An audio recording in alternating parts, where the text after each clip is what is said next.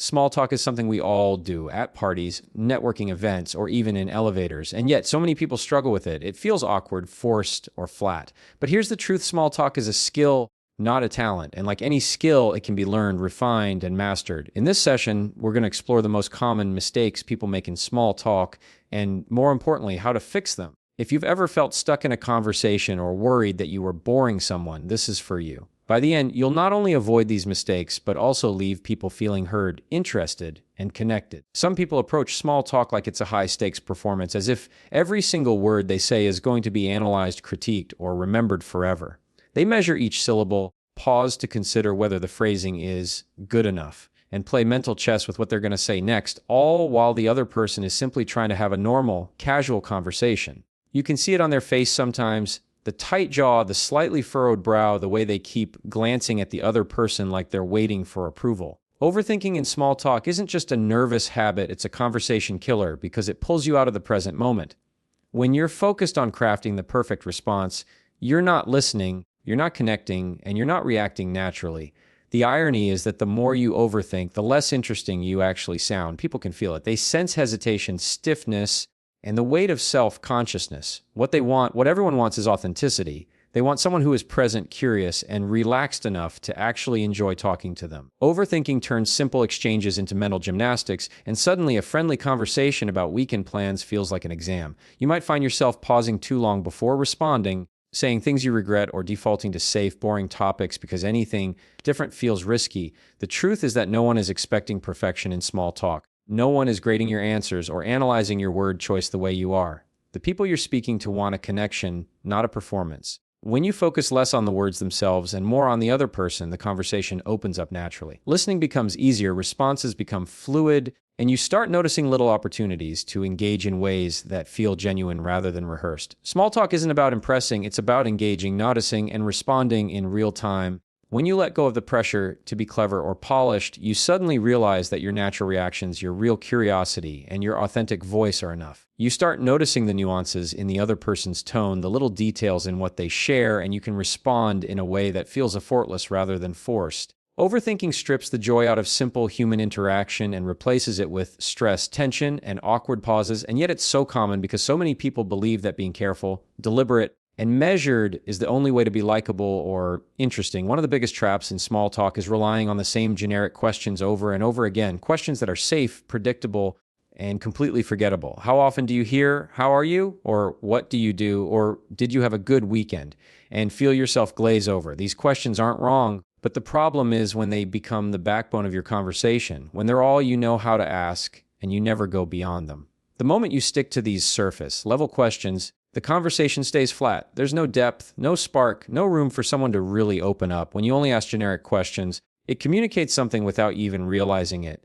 It communicates that you're going through the motions, that you're not actually curious about the person, that you're just filling space. People can feel that. They can sense when you're asking because you should, not because you want to. The trick isn't to avoid these questions entirely, it's to make them a starting point rather than a script. Instead of asking "How's work?" and then nodding while they give a one-line answer, you can pivot and dig a little deeper, asking things that invite stories, opinions, or experiences. You might say, "What's been the most interesting part of your week at work?" Or "What project has been keeping you excited lately?" Suddenly, the conversation moves beyond polite formalities and becomes dynamic. People love talking about things they care about, and the right kind of question signals that you care enough to listen. Generic questions fail because they don't give anyone a chance to be memorable, to show a glimpse of who they really are. They turn conversations into a dull checklist: greet, ask, answer, move on. But when you ask questions that spark stories or reflection, even small talk becomes meaningful. It becomes something people remember long after it ends. You also notice that the person you're speaking with starts engaging differently. They give more detailed answers, they open up, and they feel seen in a way that doesn't happen with shallow questions. Over time, if you keep leaning on generic questions, you may even start to feel the conversation is draining instead of energizing because it never gets past the surface. It's not about being clever or dramatic. It's about showing curiosity in a way that feels natural and effortless, in a way that signals you're paying attention and that you value what the other person has to say. Small talk can feel like a chore if you stick to generic questions because the conversation never breathes It never grows, and it never reaches that point where it feels alive and engaging. Interrupting someone or talking over them is one of the most common small talk mistakes, and yet it's something most people don't even realize they're doing. It's not always malicious or rude. Often it comes from excitement, eagerness, or the simple desire to contribute to the conversation. You think, I just want to add my story, or I know exactly what they mean, so I'll jump in, and before you know it, the other person's words are cut off mid-sentence. What you don't notice in the moment is how this impacts the flow and the connection. When someone is interrupted, it sends a subtle message that what they're saying isn't fully valued, that their experience or thoughts are less important than yours. Even if that isn't your intention, the effect is the same. They tune out, they become guarded, or worse, they start giving shorter, less engaging answers because they don't feel heard. Over time, if this becomes a habit, it erodes trust and makes small talk feel stressful rather than enjoyable. Interruptions also prevent the conversation from developing naturally. When someone is telling a story or sharing a thought, they're guiding you through their perspective, giving you cues, pauses, and details that you might miss if you jump in too soon. Listening fully allows you to pick up on those cues, notice the little things they care about, and respond in a way that actually adds to the conversation rather than derailing it. Talking over someone can sometimes feel like dominance. It's an unconscious attempt to take control of the dialogue. But connection in small talk is not about control, it's about mutual exchange. True engagement comes when you pause, resist the urge to jump in, and let the other person finish. You might find that your natural response comes even stronger after listening fully because now you're reacting to the complete thought, not just a fragment. Practicing patience in conversation is powerful because it shifts the dynamic from one person performing to two people exploring ideas together. It's not always easy, especially if you're energetic, passionate, or socially anxious. But every time you allow someone to speak without interruption, you're building rapport, trust, and a rhythm in the conversation that makes people want to keep talking to you. Overcoming the urge to interrupt requires awareness, self-control, and a genuine curiosity about what the other person is saying, because the reward is far greater than any single comment you might make if you cut them off. One of the most subtle but damaging mistakes in small talk is focusing too much on yourself. Not in an arrogant way necessarily, but in the way that makes the conversation one-sided. You might think you're being engaging by sharing your stories, your accomplishments, or your opinions, but if the balance is off, the other person begins to feel invisible, like their words, experiences, and thoughts don't matter as much as yours do. People naturally want to share, to be heard, to feel seen, and when they sense that you're steering the conversation toward yourself too often, even unintentionally, it shuts down their willingness to open up. Oversharing can also create pressure. There's a difference between being relatable and making someone feel like they need to match your energy, your stories, or your experiences. You might notice it in the subtle cues they give: shorter answers, lack of follow-up questions, or a distracted gaze. Focusing too much on yourself also has another effect. It turns small talk into a monologue rather than a dialogue. Conversations are like dances. If one person is always leading, it feels heavy, awkward, and exhausting. The interesting thing is that when you consciously flip the focus and show genuine curiosity about the other person, the dynamic changes instantly. Asking about their experiences, opinions, or even their perspective on a topic opens the door to connection. It's not about abandoning your stories completely. It's about sharing them at the right time, in small doses, and in response to what the other person is saying, not as a way to dominate the conversation. You begin to notice patterns, themes, and emotions in what they share, and you can respond in ways that feel natural and engaged. By shifting the attention from yourself to the other person, you're also giving yourself a secret advantage. People remember how they felt talking to you, not the details of your story. Curiosity, listening, and measured sharing create a space where small talk becomes meaningful, memorable, and even enjoyable. Every time you give the other person room to speak, to explain, to expand on their thoughts, the conversation becomes richer, more authentic, and more relaxed. It's a skill that can be practiced, learned, and refined, and it's one of the simplest ways to transform awkward, shallow small talk into dialogue that leaves people feeling connected, respected, and understood. Small talk is not just about the words you say. It's also about the way you show up, the energy you bring, and the signals your body sends. One of the biggest mistakes people make is ignoring eye contact or neglecting their body language. It might seem subtle, almost invisible, but it affects the entire conversation in ways most people don't even notice. When you avoid eye contact, glance around the room, or hunch your shoulders, it communicates disinterest, nervousness, or discomfort. Even if your words are friendly and polite, people are wired to pick up on these nonverbal cues instantly. They can feel whether you're fully present, engaged, and paying attention, or whether your mind is somewhere else entirely. Poor body language can make your words feel hollow, and suddenly a simple conversation about the weather or weekend plans feels disconnected and flat. On the flip side, confident, open body language invites connection. Standing or sitting tall, leaning in slightly, maintaining gentle and natural eye contact, and nodding or using subtle gestures to show you're listening transforms small talk. It tells the other person that you're not just hearing them, you're actively engaging, you're tuned into their energy, and you value what they're saying. Eye contact, in particular, is a silent language that says, I see you, I'm here, you matter. When paired with relaxed, open body language, it creates a sense of ease and trust, making the conversation flow naturally. The problem is that many people either overcompensate or undercompensate. They stare too hard, creating tension, or they look away constantly, creating distance. The goal is subtlety, naturalness, and presence. Small gestures mirroring their posture, lightly leaning in when appropriate or nodding as they speak, signal attentiveness and respect without being forced. Body language is not an accessory to conversation, it's the framework that holds it together. If your posture, eye contact, and expressions align with your words, your message lands more clearly and people respond more warmly. Small talk becomes less about getting it right verbally and more about creating an atmosphere where both participants feel seen, understood, and at ease. It's in these silent signals, these small adjustments, that awkwardness disappears, confidence rises, and connections deepen naturally. One of the most overlooked mistakes in small talk is neglecting follow-up questions. So many conversations begin with someone answering a simple question, and then instead of exploring that answer, people move on as if the first response is the end of the story. You ask, did you do anything fun over the weekend? And they say, yeah, I went hiking. Most people will nod, smile, or respond with a short, oh nice, and then abruptly shift the conversation to another topic. What happens in those moments is subtle but powerful. The other person feels like they've been acknowledged only superficially, like their answer wasn't worth more attention, and the conversation stops growing. Follow-up questions are the bridge between superficial interaction and genuine connection. They show curiosity, they show engagement, and they communicate that what the other person is saying matters. A follow-up can be as simple as asking for more details like, where did you go hiking? Or what was the best part of the trail? But the effect is profound. Suddenly, you're giving the other person permission to expand, to share more of themselves, and to tell the story in a way that feels valued. Neglecting follow-ups communicates disinterest, even if unintentional, and it creates a stop and start rhythm in conversation that feels awkward and mechanical. It's also easy to fall into this trap because small talk often feels rushed, or we get distracted thinking about what we're going to say next instead of really listening to the answer in front of us.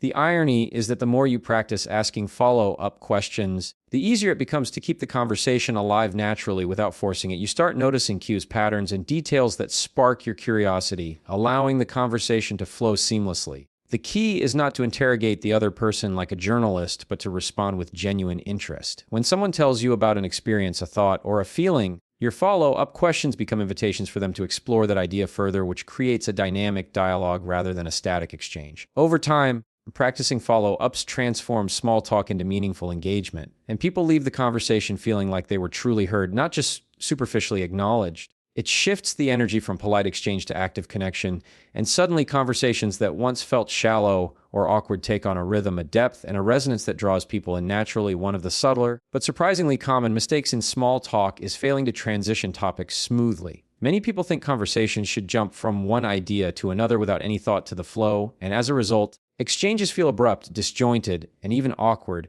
You might be talking about your favorite TV show, and suddenly the other person starts talking about work projects without any bridge, leaving both sides feeling a little jolted, like they just got off a roller coaster without warning. Conversations, even casual ones, have a rhythm, and when that rhythm is ignored, it makes small talk exhausting for everyone involved. The key is to recognize that transitions are like invisible connectors. They help the conversation move naturally from one subject to another, creating a sense of cohesion rather than chaos. A smooth transition might be as simple as finding a link between topics. If someone mentions they went hiking, instead of abruptly switching to your weekend plans, you could say, speaking of outdoor activities, I tried something new this weekend, or that reminds me of a place I visited recently. This approach maintains the energy and keeps the conversation feeling seamless. Failing to transition properly not only disrupts the flow, but can also make you seem inattentive or self-absorbed, as if you're not really listening to what the other person just shared. Over time, abrupt topic changes can signal impatience or a lack of curiosity, even if that's not your intention, and people start feeling disconnected. On the other hand, when you guide conversations with subtle bridges, it demonstrates awareness, attentiveness, and social intelligence. People notice when you respect the natural flow of ideas, and they respond more openly and enthusiastically because the conversation feels easy rather than forced. Smooth transitions also give you a chance to deepen connections because each new topic can be introduced in a way that builds on what's already been said, weaving a thread through the dialogue rather than chopping it into isolated pieces. It's not about rehearsing lines or using gimmicks. It's about paying attention to the natural links, emotional beats, and conversational cues that create a seamless progression.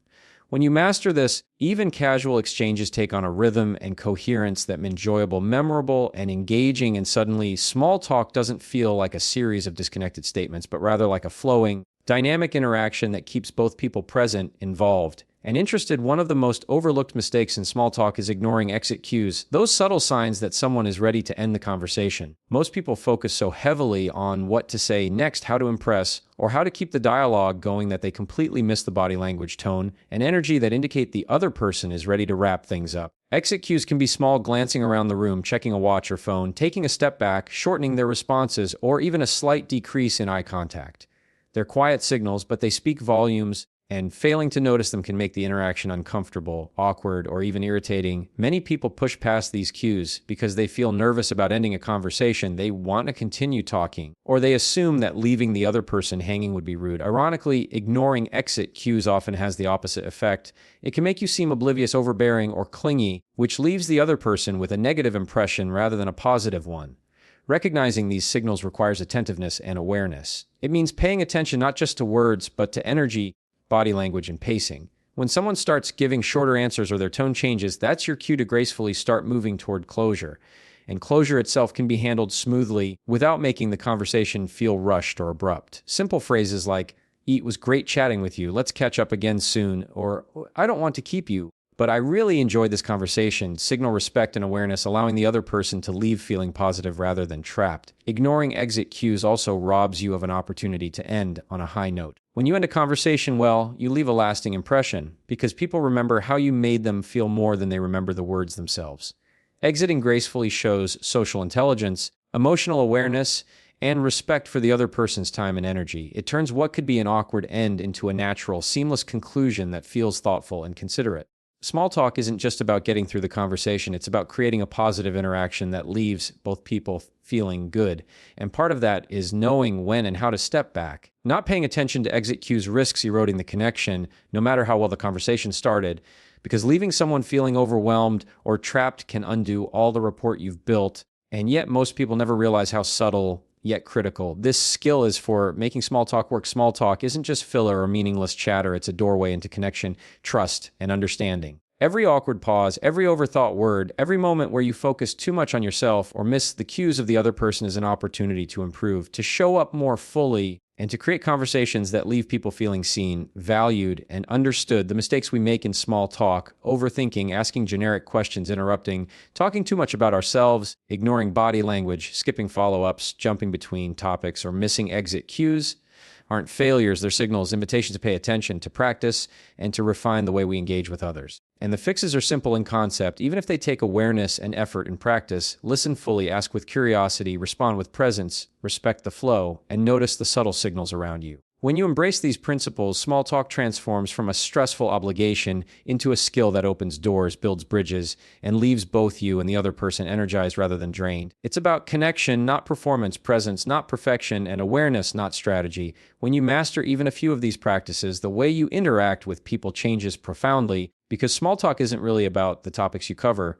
It's about the way you make people feel in those moments when words are exchanged, smiles are shared, and attention is given.